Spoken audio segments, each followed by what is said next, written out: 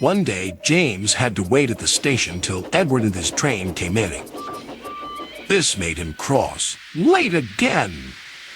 Edward laughed and James fumed away.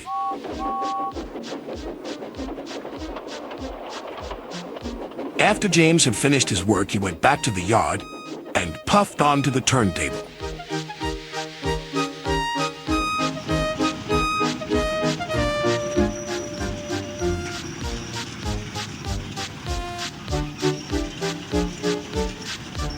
He was still feeling very bad-tempered. "Edward is impossible," he grumbled to the others. "He clanks about like a lot of old iron, and he is so slow, he makes us wait." Thomas and Percy were indignant. "Old iron? Slow? Why, Edward could beat you in a race any day." "Really," said James, "I should like to see him do it."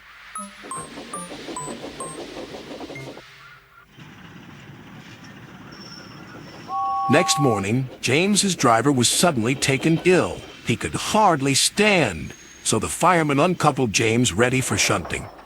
James was impatient. Suddenly, the signalman shouted.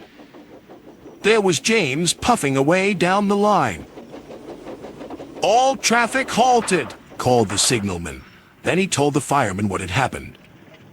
Two boys were on James's footplate fiddling with the controls. Phew! They tumbled off and ran when James started. The signalman answered the telephone. "Yes? He's here. Right. I'll tell him. The inspector's coming at once. He wants a shunter's pole and a coil of wire rope." "What for?" wondered the fireman.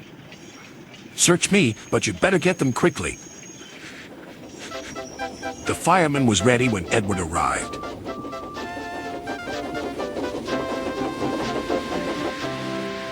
The inspector saw the pole and the rope. "Good man, jump in." We'll catch him, puffed Edward.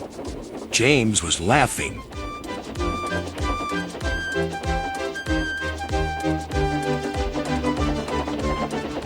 What a lark, he chuckled to himself. Suddenly, he was going faster and faster. He realized that he had no driver. "What shall I do? I can't stop! Help! Help!" We're coming, called Edward.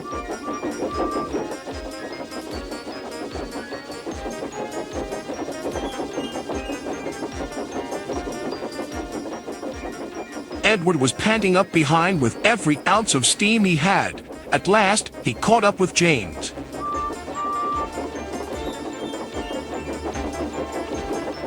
"Steady, Edward," called his driver.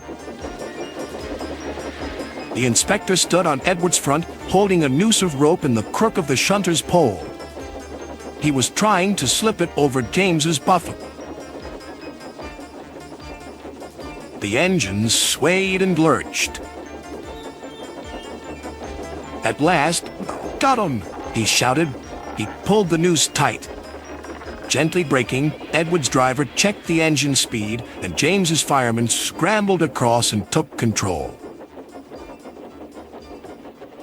"So, the old iron caught you after all," chuckled Edward. "I'm sorry," whispered James. "Thank you for saving me."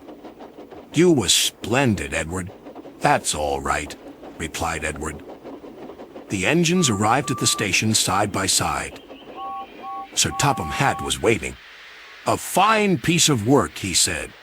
"James, you can rest and then take your train." "I'm proud of you, Edward. You shall go to the works and have your worn parts mended." "Oh, thank you, sir," said Edward. "It'll be lovely not to clank."